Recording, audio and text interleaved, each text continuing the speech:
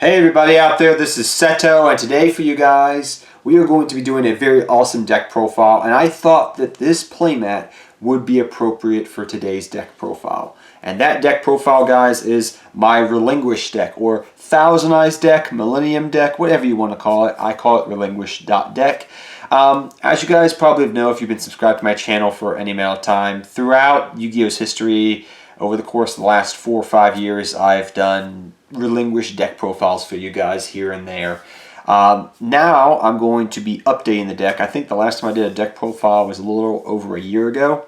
And it's pretty much Relinquish Kaijus. That's the way that this deck functions. As a Kaiju deck that has Relinquish and has the new support in it, and it works very well and meshes pretty well together. So that's how the deck functions. So without further ado, let us get into the deck profile. So first off, we run our 3 Relinquish. Staple in the deck, my Pegasus ones and my secret rare one I have. But your 3 Relinquish, you guys know what this thing does. The focus of this deck is to do one thing, and one thing mainly. Give your opponent a Kaiju, sucky them, and steal their Kaiju monster back. And have a Kaiju on your field along with the Kaiju you sucked up with the Relinquish. Or have the fusion out and have another monster on the field so you can battle down your opponents. You want to steal, this deck pretty much wants to steal your opponent's monsters. That's the way this deck works. It's the way that this deck has always worked, and that's why Kaijus work very well with it. But 3 Relinquish in the deck is definitely a staple. Love this card's artwork. Next we run 3 Millennium-Eyes Illusionist. This card is very good to have. It helps out with one thing that the deck originally did have a problem with, which was if they destroyed your equip card, you didn't have a way of sucking up another monster to re-equip it sometimes. They would just get around it somehow. So it's nice to have this card. The awesome thing is that he can be engraved and he can get a graveyard effect, which is nice. I'll read you the effect off right now so you guys can understand what he does. Quick effect. You can discard this card, target one effect monster your opponent controls, equip that target to an Eyes Restrict Fusion monster, or Relinquish you control as if it were that equipped monster's effect. If an Eyes Restrict Fusion or Relinquish is special summoned, add this card from your graveyard to your hand. This is not optional. You can only use the effect of Millennium-Eyes Illusionist once per turn. So that ability to, if they just, because that was one way I always had people get around Relinquish. They would attack, destroy the monster it was equipped to it, and they would just attack it again. I take the damage, I'll lose my Relinquish. Now, this kind of helps out, and the fact that I can reoccur it from grave is really nice as well. Next up, we run 1 Illusionist Faceless Mage. Now, a lot of people out there like this card as a 2, 3 of, and I get 2 of. 2 of works fine with me. 3 of, maybe too much, because it's a once per turn effect. The card is decent, but it's not amazingly broken, because it takes some setup to get this card rolling. And number 2, it's a little bit hard to search for this card. So you can't search it out when you really want it, sadly. But I'll read you this card effect, what it does. It's pretty much, think of it as a reborn card for your Relinquish and your Thousand Eyes. That's what this card does. And it can keep reoccurring itself to some degree. So I'll read you the effect, what it says. If a face-up Eyes Restrict Fusion monster or Relinquish you control is destroyed by battle or card effect, you can special summon this card from the graveyard if it was there when this monster was destroyed, or hand, even if not. If this card is sent from the field to the graveyard, you can target 1 Eyes Restrict Fusion monster or 1 Relinquish in your graveyard, special summon it. You can only use the effect of Illusion-Eyes Faceless Mage once per turn. So, I like it as a 1 of. You could bump it up to 2 of, but I'm really tight for space in the deck, so, you know, you could cut down maybe on the Kaiju engine a little bit. Up to you how you want to go about this. But I like it as a 1 of in the deck. It works out fairly well. You can send it to the graveyard to have it engrave right away through Foolish Burial. And you can also send through Foolish Burial your Millennium-Eyes Illusionist, I should mention as well. So you have different ways of getting it to the graveyard and having it as a second copy, Foolish being your second copy of this. So you can automatically send it to the graveyard. So it's a good card, but more than 1 of I'm kind of hesitant on, but I do like the card a lot. Next we run your 3 Manju of 10,000 Hands. You run this as a 3 of. You have your, where is it? your instant fusion so you can go into rank 4s with it if you need to, so you don't have to leave your Manju out in the field. One other thing you'll usually use for is Manju. You'll also use Manju for your Relinquish Tribute with the ritual summons sometimes. So you have different ways. Manju can be used for a lot of different ways in this deck, but definitely 3 Manju in the deck is staple. We run for the Kaiju engine. Now, different people out there are running different Kaijus, and I'll talk about the reasons why I run this lineup of Kaijus compared to everybody else, and we'll look at the pros and cons of each. So I run 3 Gamma Seal, 3 Doggeron, and 1 Garandar the Masked Dust Kaiju. So I always like running, when I'm running a Kaiju engine as a deck core, I prefer to run it as a 7-card deck core. That way I can also run a card called Trade-In. Now, you can run any Kaijus you want. Like, if you don't have these Kaijus and you have some of the bigger attack ones, go right ahead, run them. But there's a reason we run this ratio right here. What do they all have in common? Level 8, level 8, level 8. Ah, what does this card do? Discard a level 8 from your hand, draw 2 cards. So here's the situation I'm going to put you in a lot of the time. Even if you're running 6 Kaijus in this deck, you usually want to run 7 just in case. I'm just going to say that in the low if you're running it as an engine. But if you draw too many Kaijus and you open your hand, you're going to be going, well, what can I do here? Well, I can trade 1 in and draw 2 cards. Yay. The second thing is, I know a lot of people are running Radiant, I think it is, the Dark Kaiju, which is okay. And I understand the reason people are running that is because they can use Allure of Darkness in the deck. However, I will say, I only have a very limited amount of dark monsters really in the deck. Even if I had Radiant, the Radiant in here, none of these do I want to ever banish from my hand. It's not like a random dark deck where I'm like, oh, I don't mind if I banish this card. It's not essential. I can get away with it. These cards you don't want to banish. They get effects engraved. You want to bring them out. They're essential core to your deck. They're not just little pieces that you can use here and there. However, the Kaiju engine is expandable, and sometimes you can draw too many. So that's why I went with the Trade-In engine with these level 8 Kaijus. People say, well, the other Kaijus have more attack, yada, yada, yada. Yeah, that may be true, but these can be trade-in for draw power. Those ones cannot be. You're just getting a big beef monster that if it's dead in your hand, it's dead in your hand. That's all you can do.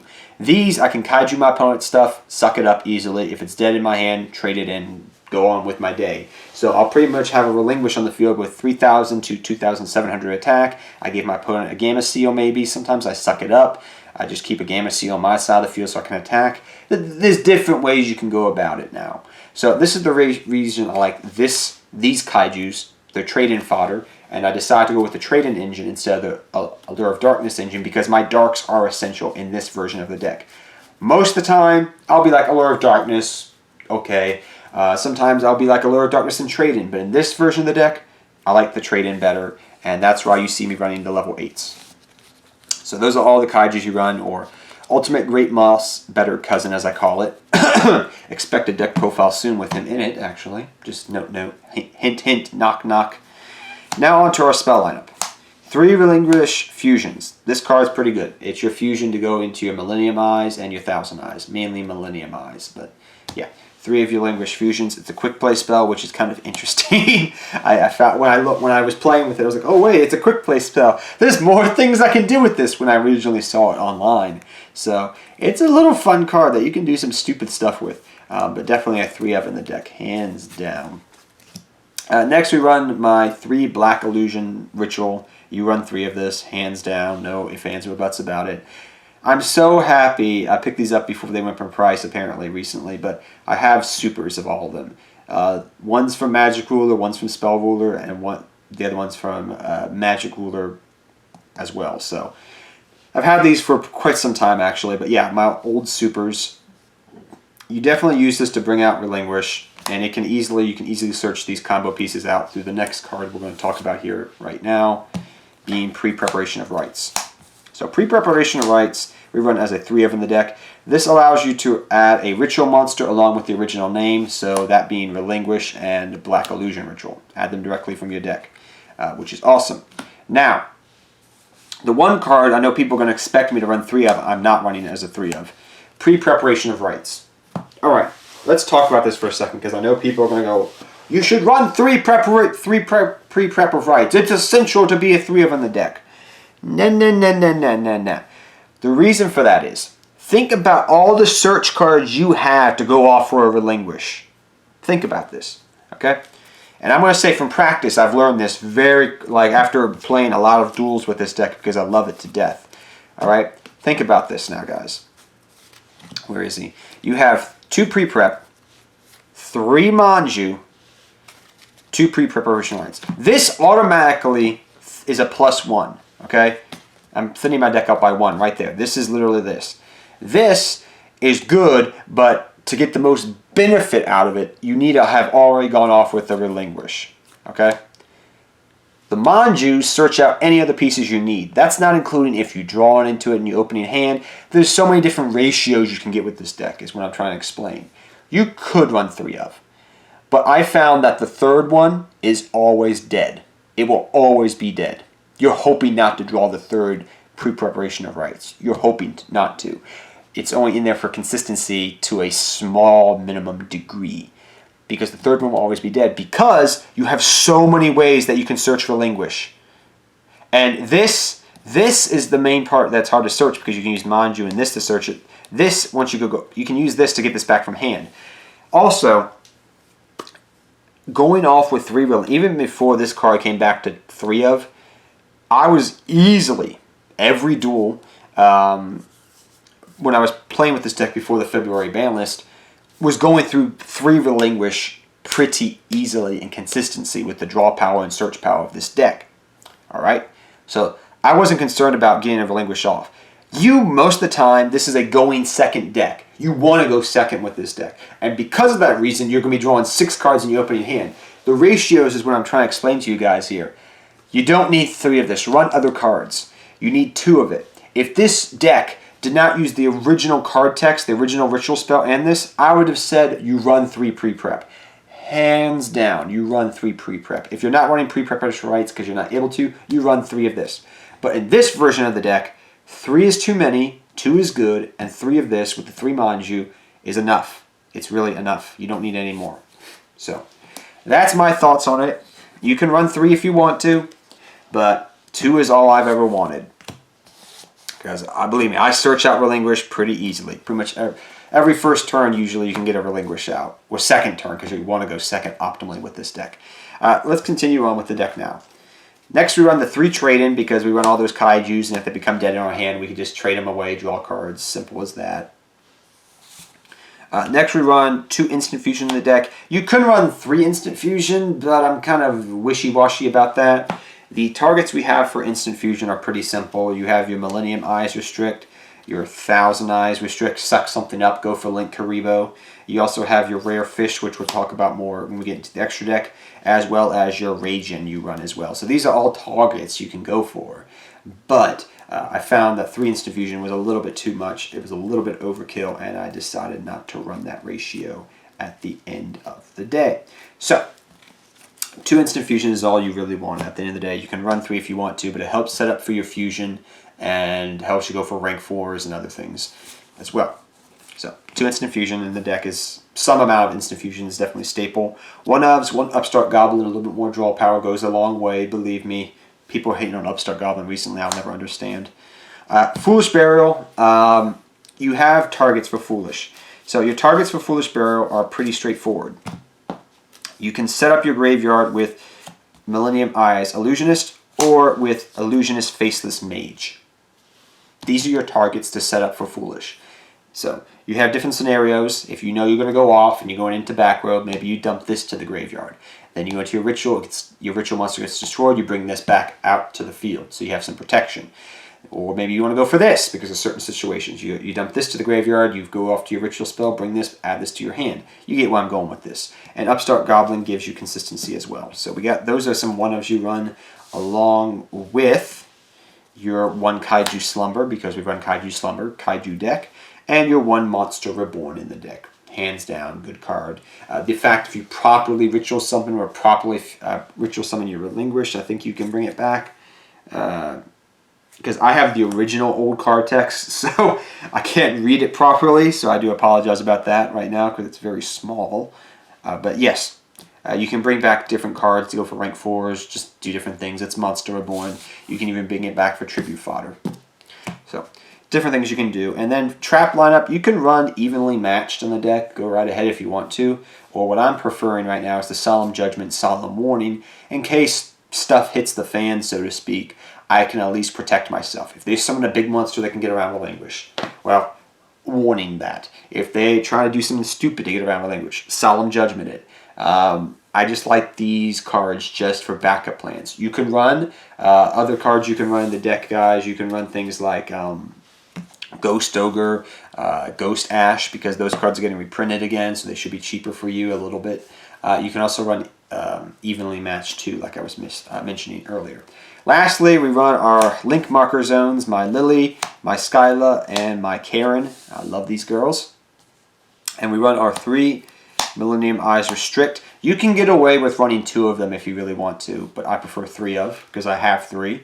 We also run 2 Relinquish, which I'm happy to get out of my GOAT deck finally. I get to play it again. That's not in 2005 GOAT format anymore. I get to play it for real. We also won 1 Rare Fish, 1 Raijin. Rare Fish is a water type. The reason we run it as a water type is because we also run Abyss Dweller, so it gives it attack bonus. It helps you go in for rank 4s. And Raijin is just a good card to have in certain scenarios, because you can flip it face down and it'll live. For your Exceeds, Castel, Tornado Dragon, Abyss Dweller, and a mini little Utopia package. And for your links, we run 2 Link Karibo and 1 Decode Talker. Link Karibo works well with Instant Fusion. Suck up a monster, Link Karibo into it. If Link Karibo gets is engraved, you can reborn it and use it as tribute fodder for Relinquish. Actually, no, excuse me. You can't use it as tribute fodder for Relinquish. I misspoke there. But you can help link up into your Decode Talker depending upon the scenario. So that's where we run the 1 Decode Talker right there. But Link Karibo is definitely a staple in the deck as a 2 of or 1 of. And depending upon how many Instant Fusion you're running, I guess you could say. If you're running 3, you run 2 Link Karibo. If you're running 2, you could run 1. You could get away with that. So that's the deck in a nutshell, guys. It's a fun deck to play. Like, I mean, really fun. It's a very reactive deck. I will mention that.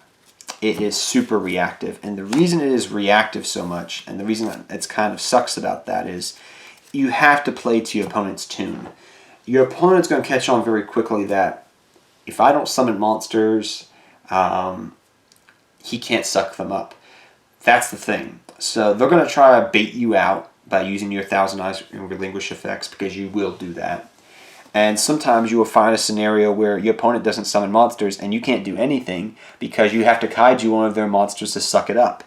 That sucks, because that's what makes the deck, that's its Achilles heel, is it's reactive. It wants to go second. It really can't do anything going first. It wants to go second. It needs to go second. To get the most benefit out of it. So if you do win the die roll, always go second. The problem with going second is you can run into some problematic cards out there.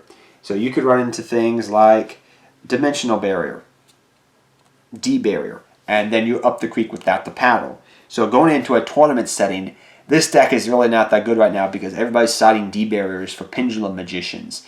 You don't want to run into this problem. Believe me, I did, and I was kind of like, ugh. So you may want to keep, play with this deck just for fun right now until people stop playing D-Barrier for the time being. But just word to the wise guys, you be careful of your D-Barriers because they will wreck you.